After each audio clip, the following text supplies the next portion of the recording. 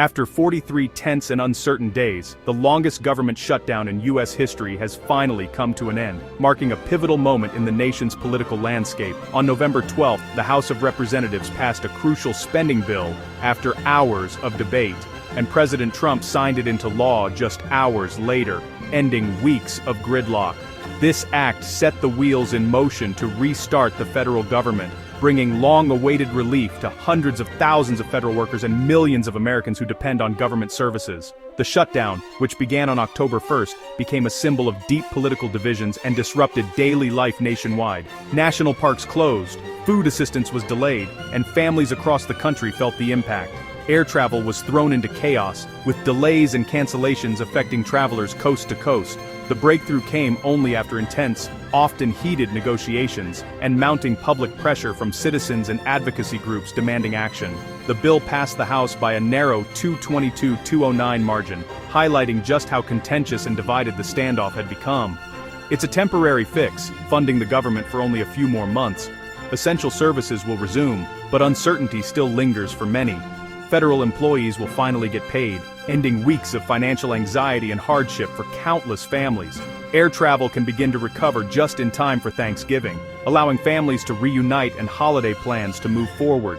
But the underlying disputes remain unresolved, and the threat of another shutdown still looms large over Washington and the nation. The political fallout is far from over, with leaders already preparing for the next battle and strategists analyzing what comes next.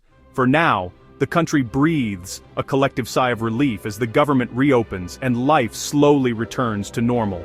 The story of this shutdown is one of political compromise, public outcry, and the real-world consequences of a government at a standstill. A reminder of how deeply politics can affect everyday lives. As we unpack what happened, we'll see what this moment reveals about the state of American politics and what it might mean for the future. The end of the shutdown is a headline, but the story is far from finished. The next chapter is already being written in the halls of Congress and in the lives of Americans everywhere. A government shutdown occurs when Congress fails to pass the necessary funding bills to keep federal agencies running, or when the president refuses to sign them into law, halting the flow of money that keeps the government operating. In this case, the shutdown was triggered by a fierce and highly publicized dispute over healthcare subsidies tied to the Affordable Care Act. Democrats pushed to extend subsidies that help 24 million Americans afford health insurance, aiming to protect vulnerable families. Meanwhile, President Trump and Republican leaders demanded sweeping reforms to the healthcare system before agreeing to any extension. With neither side willing to compromise, the government ground to a halt on October 1st, leaving agencies in limbo.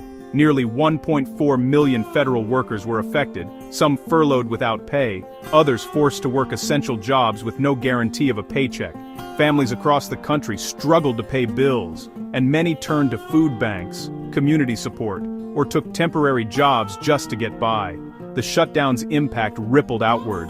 Food aid for 42 million was threatened, national parks closed, and local economies, especially in small towns, suffered deeply. Air travel was crippled, with hundreds of flights canceled and critical safety inspections delayed. Major airports operated under restrictions, causing long lines and frustration for travelers nationwide. Even education programs like Head Start were forced to close, leaving thousands of children without care or early learning opportunities. The shutdown exposed just how essential government services are to daily life, from public safety to mail delivery and emergency response. It was a crisis that touched every corner of America, with the heaviest burden falling on those least able to bear it: families, workers, and small businesses.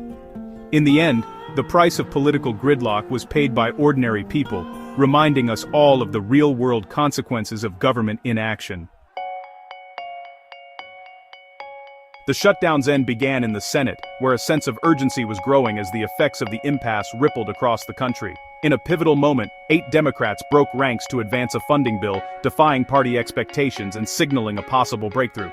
This bold move put immediate pressure on the House, where Speaker Mike Johnson was already struggling to manage deep divisions within his own party and across the aisle. The final House vote was tense, 222 in favor, 209 against, reflecting just how close and contentious the decision had become. 6 Democrats crossed party lines, arguing that the harm caused by the ongoing shutdown outweighed the need to hold out for more concessions. Still, most Democrats opposed the bill, frustrated and disappointed that it didn't include the ACA subsidy extension they had fought for. The vote wasn't strictly along party lines, highlighting the complexity and nuance of the standoff, as lawmakers weighed personal convictions against party loyalty. For new Representative Adelita Grijalva, it was a momentous first vote after waiting 50 days to be sworn in, a delay caused by the very shutdown she was now helping to end. Her presence on the House floor symbolized the many essential services and lives put on hold by the shutdown, and the urgency to restore normalcy. The bill's passage was a victory for those prioritizing reopening the government, but it left many Democrats feeling bruised and unsatisfied with the compromise. The split vote showed lawmakers carefully weighing the immediate costs of the shutdown against their long-term party goals and the needs of their constituents. The House's action finally broke the deadlock, allowing the government to reopen, but the underlying issues and divisions remain unresolved. For now, the reopening brought relief to millions, but it was clear that a true resolution would require much more than a single vote.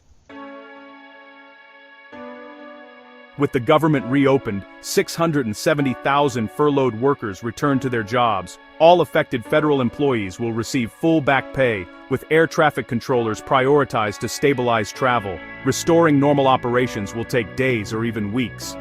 Flight restrictions remain at airports until staffing is restored. Airlines hope to return to normal by Thanksgiving, but delays may persist. Essential benefits like SNAP will be restored, but some families may wait up to a week. National parks and museums will reopen gradually, needing time to prepare for visitors. Head Start centers may take up to 2 weeks to resume, leaving thousands of children in limbo. The end of the shutdown marks the start of a slow, complicated recovery. For many, the disruption will linger long after the headlines fade. The bill that ended the shutdown is a 328-page funding measure, but it's only a temporary fix. Most agencies are funded until January 30, 2026, setting up another potential crisis soon. Some departments, like Agriculture and Veterans Affairs, received longer-term funding. Critically, the bill does not extend the enhanced ACA health insurance subsidies. This was the Democrats' main demand, and their failure to secure it is seen as a major defeat. Without action, 24 million Americans could see healthcare costs spike next year. The shutdown ended, but the healthcare fight is postponed, not resolved. Republicans reopened the government without major concessions. Democrats conceded to get services running. For Americans, services are back, but the fix is temporary, and the healthcare issue unresolved. The next funding deadline is just weeks away, and the central conflict remains. The bill is a truce, not a solution. The funding bill included controversial provisions that sparked outrage. A Senate addition makes it illegal for federal prosecutors to search senators' phone records without notice, retroactive to 2022. Critics say this shields senators from investigation, especially those tied to the January 6th probe. Public backlash forced Speaker Johnson to promise a vote to repeal this measure. The episode highlights how unrelated items can be slipped into must-pass bills. Another surprise: the bill reverses the legalization of hemp cultivation, catching farmers and lawmakers off guard. These changes show how essential bills become vehicles for unrelated policy shifts. The controversy over the Senate provision has soured some of the relief over the government's reopening. The process revealed how easily the system can be manipulated for narrow interests. The fight to repeal the Senate provision is the next test for Congress.